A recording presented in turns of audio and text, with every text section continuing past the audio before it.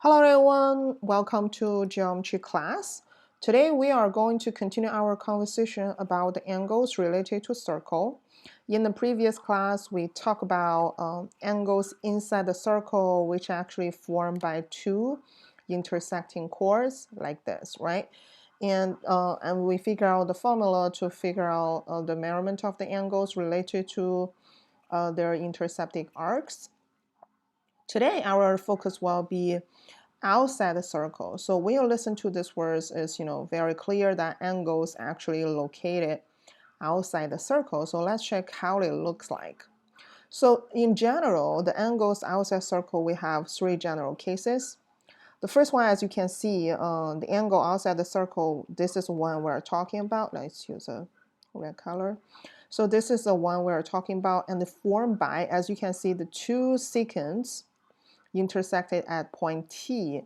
So this is what we are talking about for the first case. It can be formed by two intersected two secants, and the angle formed, this is angle outside circle. Another one, as you can see, one of this is the secant, the other one is tangent. So this case is secant and tangent. Of course, you really do not need to memorize everything here. Later, you will see exactly how do we use this information. And this one, as you can see, the angle is still located outside circle, but this time is formed by two tangents, right? So, different cases, but it's always leading to a location of the angle outside circle. Then, what we are going to do is, how do we find the angle measurement? The three cases. You may wonder, three different cases, do I have to use three different formulas or whatsoever? It's actually no. The only one formula we are going to use is this one. The angles outside of circle is the difference, keyword here, the difference of two intersecting arcs. So the first of all, difference meaning subtracting, right? So next question will be, what are the two intersecting arcs we're talking about here? So let's just quickly use these three examples to figure out these two intersecting arcs. Let's check the first one. I'm going to use a different color so it's easy for you to see. I'm going to use a little bit bold pen here. So as you can see, if you just standing from the angle and look at in front of you, you will see the two piece of the arcs included with these two secants here. One is this one, and the other one is this one, right? So it's like there's a light shedding on this two piece of the arcs from this. You can imagine this is flashlight going over cover this two piece of arcs.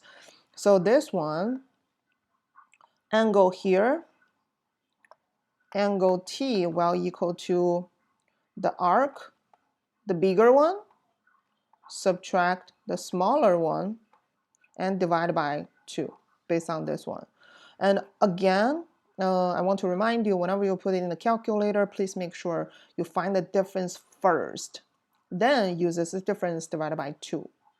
Okay, let's check this one. So this one, again, we're using different colors. If you stand in front of, angle, you stand at the location of angle B, and imagine there's going to a flashlight shedding in front of this, so you are looking at the two piece arcs like this. And only difference you will notice is these two arcs actually connected at point A, because this is tangent. So that's why for this one, but still we follow the same idea. This is going to be the arc, the bigger arc, subtract the smaller arc, divided by 2. So the idea is same, really no difference. We still use the same formula, but in three different cases, you might look at a little bit different arcs, but the idea is the same. Let's check the last one. So the last one, as you can see, we have, if you just, standing the location of angle Y, you will see the two piece arcs, but very, very interesting, these two piece of arcs can give us exactly a circle, right? So they're connected because both are tangents. They're connected, so that's why we are actually looking at a bigger arc of the circle and smaller arc of the circle, and we just need to subtract the difference between this, and we figure out the angle, right?